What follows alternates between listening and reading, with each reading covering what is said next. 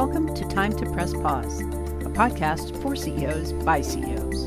I'm your host, Ellen Williams, CEO of the Salient Strategist, and today I'm speaking with Susie deVille.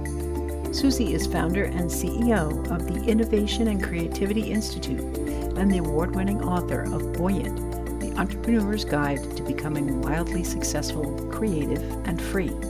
Susie is on a mission to show entrepreneurs and visionary leaders how to connect with their innate creativity, home in on who they truly are, and unlock their entrepreneurial potential. Welcome, Susie. I'm so pleased to have you here today with me on Time to Press Pause. I am so excited to be here. Thank you. Well, thank you. We connected on LinkedIn. You were very buoyant. You definitely make a splash and caught my attention, and I'm excited to hear more. So please share your press pause story with us. Well, I would love to. So let me take you back to 2008, which, as I'm sure you recall, was our financial meltdown in the United States when all the markets crashed. My husband and I were in the two industries that got hit the hardest. He was doing construction work, he was as a contractor, and I was in real estate. This kicked off quite the financial storm in our household, and it kicked off also quite a few other things in terms of other aspects of my life, sort of simultaneously imploding. From 2008 to 2013, I refer to that period as my nuclear winter period, when everything just turned to dust. My health, finances, marriage, everything. And up until that point, I was pretty much the poster child for living out the cultural message that we should do more, work more, hack productivity, have more discipline if we want to discover and enjoy success and freedom in our lives. So I worked like crazy. 80-hour weeks were routine for me. And so when everything slid into this chasm, my first reaction was, I think I'll just work even more. That's what I knew to do. And also, to be completely honest, I was one of these people who attached their self-worth to achieving. So to be in this pile of ashes was really tough, because I was not only equating my value and my worth to success up until that point. Of course, now the counter of that being true in this completely foreign territory that I was in. And so I wasn't really rocking confidence at that point. It became clear pretty quickly that I was going to have to do things very differently. In order for me to figure that out, I was going to have to just step back and stop moving at a frenetic pace. I was going to have to literally question everything that I believed about entrepreneurship, everything that I believed about what it means to have a healthy, successful life. And in order for me to access new information, I needed to just pull myself out of this sort of gerbil wheel lifestyle and move at what felt like a glacial pace, go back into the things that I loved to do, which when life got busy, when I got married and got on the entrepreneurial track going full steam ahead, little by little, I had stopped doing the things that I loved, the things that bring me alive. And that was this parallel track of me pushing to go further, faster. And at the same time, I was removing the things that connect me with who I truly am. So I'm getting further and further and further out of alignment. I got back on track and started excavating. Now I call it going on an archaeological dig of the self. Began to hack away at the sort of concrete around my soul, remove what wasn't me, and then bring in and return to my life what was absolutely me, and also what makes my heart sing and my tail wag. You said a lot of very cool stuff.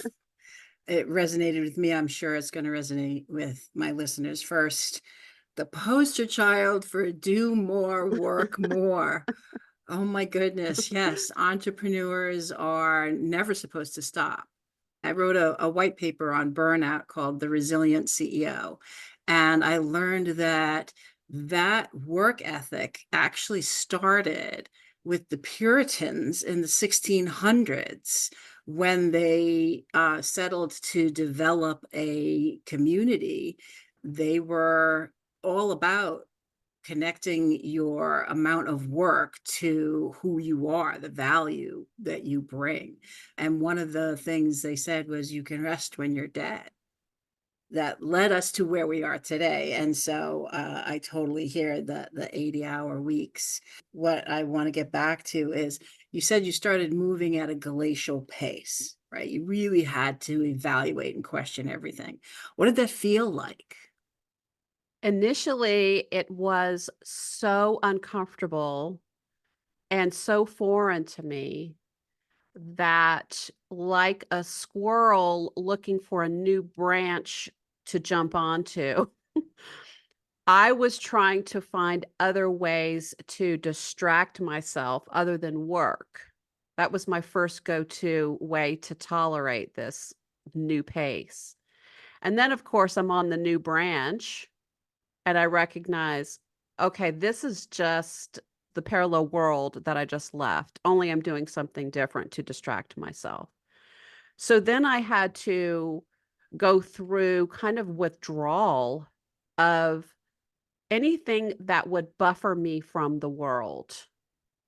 And so that could be mindless scrolling on social media. That could be, in addition to overwork, I might take on lots of volunteer tasks and jobs, or get overly concerned about what maybe a family member needed, or buffering through food, or through not giving myself enough rest. So all the things that you don't need to be doing when you're trying to access your best thinking and your best problem solving and your best imagination.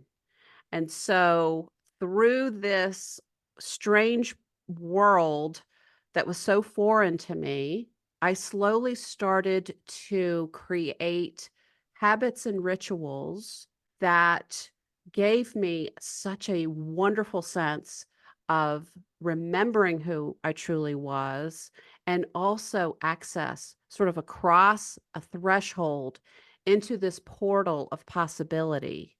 And I got there through moving my body in the woods, through doing a lot of journaling, and through very specific moments of inspirational learning and meditation. And the kicker that I discovered was making something. And so I began to delve into my creativity for the first time in a very focused way, and started to understand this connection between tapping into your creativity and how it unlocks everything for us. I would have never in a million years before this experience ever believed that that could be possibly true. That doing something so enjoyable and fun that puts us into a state of surrender and peace and flow and ease could actually take me onto the road of success and freedom much faster than working my tail off. So that was enormously surprising. And I began testing it with my entrepreneur coaching clients and with my very hard charging CEO clients.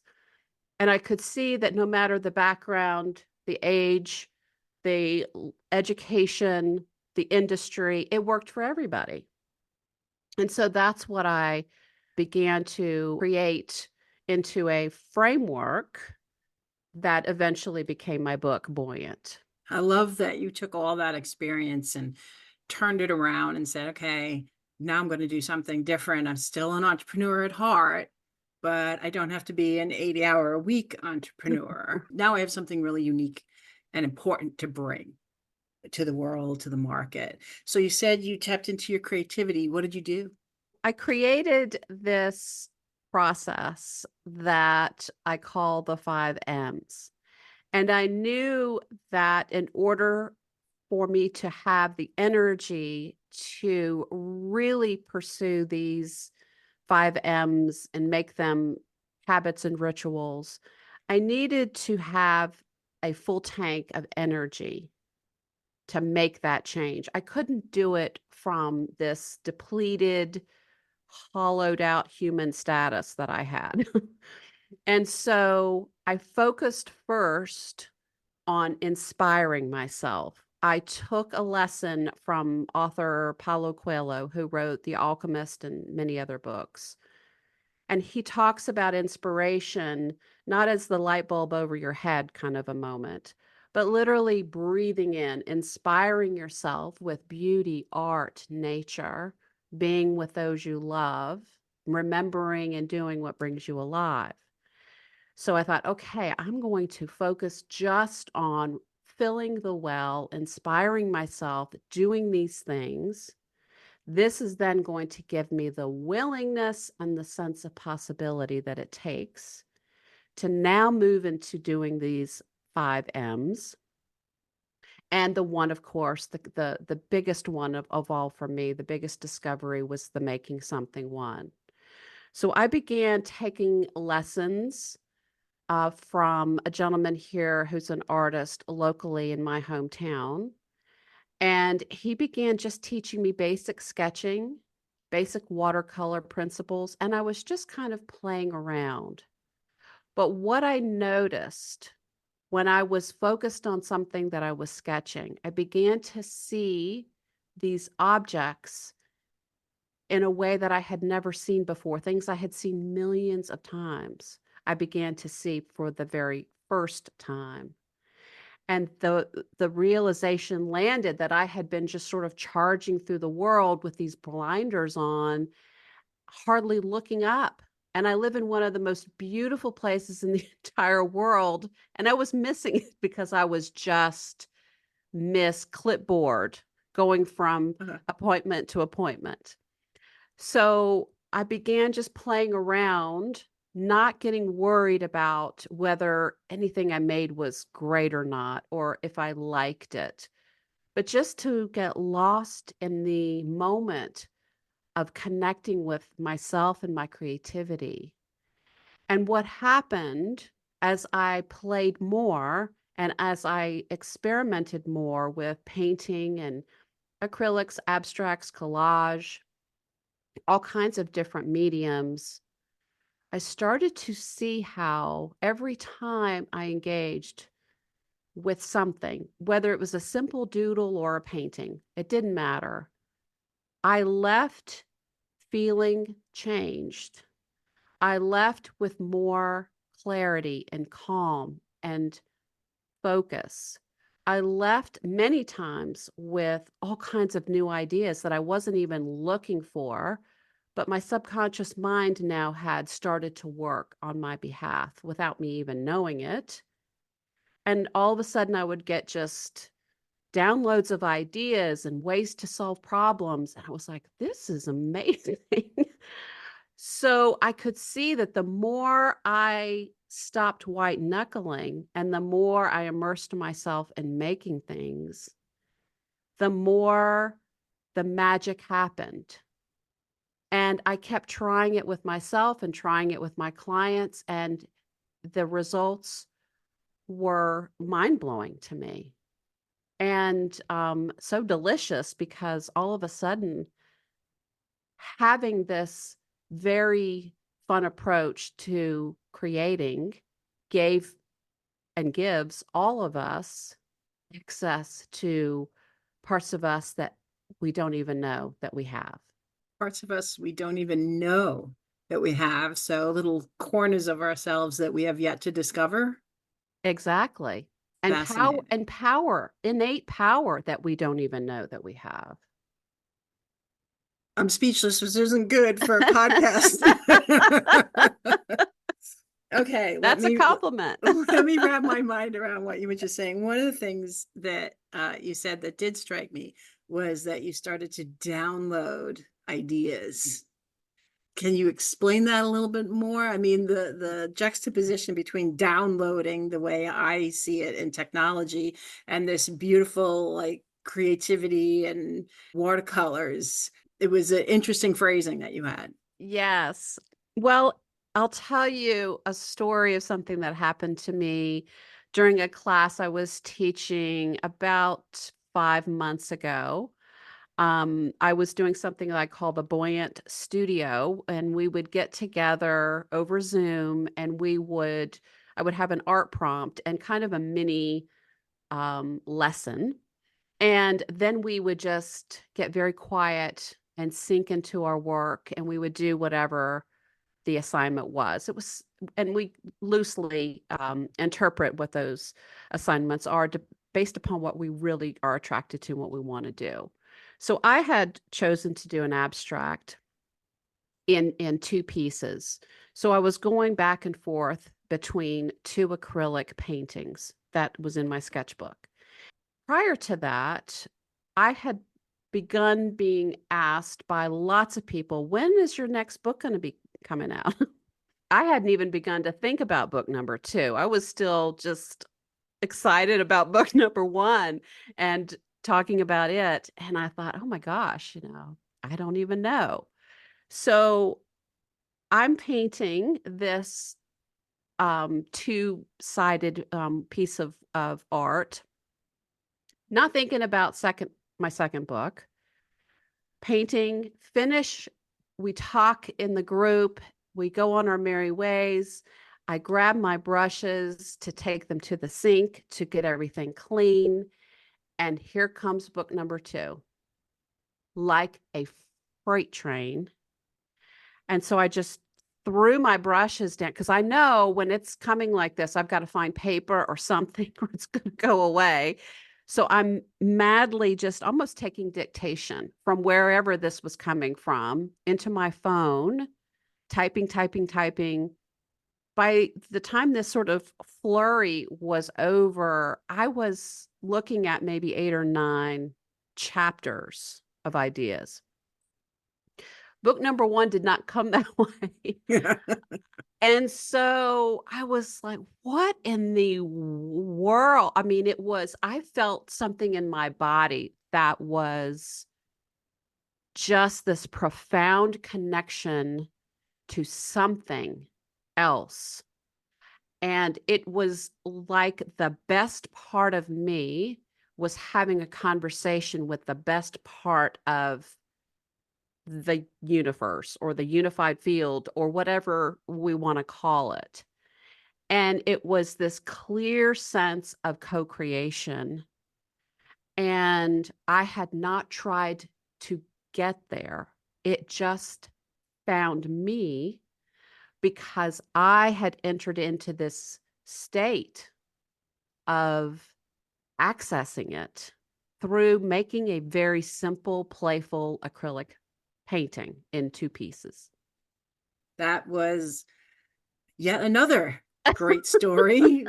Really, I'm a very visual person, so I can see this happening in my head. And I totally agree. If you start getting something that you feel is powerful, everything has to stop, and there's got to be a way to get it on paper or, like you said, dictating or typing, because those moments are fleeting. So, last question, what advice would you give a CEO on how they would identify when it would be time to press pause? I think that we can sense in our bodies dis-ease and free-floating anxiety, or this sense of resisting the big work that we know that we want to do, when we're throwing the line down into the well and we bring the bucket up and it has nothing in it. These are all great times to pause and reconnect with yourself, giving ourselves the space and the time is absolutely crucial. And it again runs counter to what our brain wants to tell us 24/7, which is there's not enough. There's not enough time. There's not enough money. There's not enough clients. There aren't enough customers. There aren't enough resources, whatever it is, because we're wired for survival. We're wired for certainty and scarcity. And if we know that about ourselves, we can get off of this sort of sense that we're being dragged behind the boat in the wake. And we can put ourselves back at the helm, but we have to know what the sort of symptoms of that is so that we can press pause and put ourselves back at the helm by doing the things that bring us back alive. This was really wonderful, Susie. It was a pleasure listening to your journey. Thank you so much for sharing it. Thank you so much for having me. Thank you for listening to this episode of Time to Press Pause. To learn more about Susie, go to innovationandcreativityinstitute.com. To learn more about me, go to thesalientstrategist.com. And be sure to join us again wherever you listen to your podcasts.